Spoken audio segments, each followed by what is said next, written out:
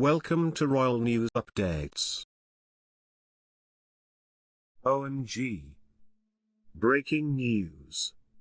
Is our Queen okay? Shocking major insiders regarding our Majesty's health exposed. Before we start, please, subscribe to my channel and click the bell icon, thanks. Queen Elizabeth II's health is a big talking point right now, not just because she is elderly but also because Buckingham Palace is releasing so little information about it. So we thought we'd spend this week's edition answering your biggest questions and concerns. First and foremost. Yes, she is still recovering from COVID-19. British Queen Elizabeth II cancelled 2 engagements on Thursday after she tested positive for coronavirus at the weekend, Buckingham Palace said. The Queen, who is in her record-breaking 70th year on the throne, cancelled similar virtual engagements planned for Tuesday but spoke to Prime Minister Boris Johnson Wednesday. Last Sunday, the palace announced the 95-year-old monarch had tested positive for COVID that same day and was experiencing mild, cold-like symptoms. It confirmed she was receiving medical attention, and a royal source added that there had been an outbreak of the virus among Her Majesty's team at Windsor.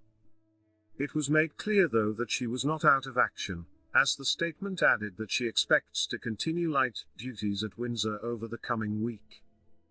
This is a relatively new term that we are still getting used to, but our sense is that it means paperwork.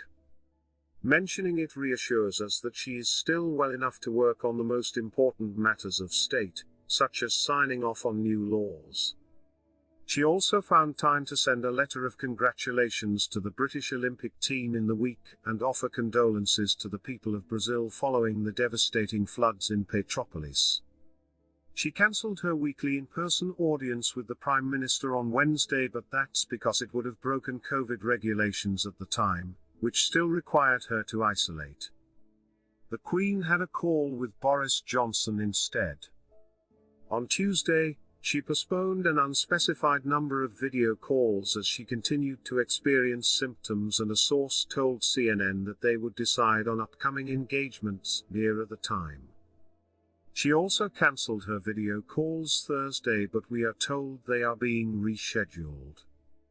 It may simply be because she doesn't want to appear on camera when she feels unwell, but it also meant we weren't able to see her for ourselves for the whole week. It wouldn't accept that it is being secretive. Aides agree the public has a right to updates on their head of state, but they also refuse to give a running commentary on her medical condition. That's because they believe the family has the same right to patient confidentiality that the rest of us have.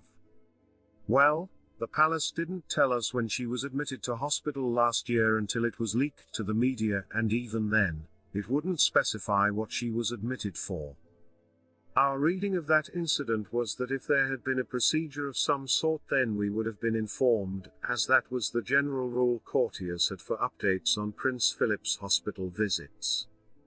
If it got really serious and the Queen became incapacitated temporarily, we suspect we won't be told anything until the family and the Prime Minister were informed and a formal announcement is made about who will be acting on her behalf. No, she also has some sort of mobility issue. At her last in-person audience with senior members of the military, she joked with them that she couldn't move. CNN was told that was probably more to do with feeling stiff rather than an injury or other ailment. It would be more surprising if she didn't feel creaky sometimes, given that she's approaching her 96th birthday in April. This week can't have been comfortable for her when she couldn't move around properly and felt like she had a cold. At least she's out of isolation now, or we assume so, as the isolation rules were scrapped in England on Thursday. All this is a reminder that Elizabeth isn't superhuman, and instances like this prompt the public to worry. The palace is constantly trying to balance the public's right to updates on a publicly funded monarch with her desire for some privacy. In reality, the public will always want to know more, but it's that mystique that keeps us captivated by royalty, And it's why we eagerly await pictures of her return to work and again keeping the country ticking over. History teaches us she won't be held back for long. Thanks for watching. Please share your thoughts in the comment. Thanks. Subscribe to our channel.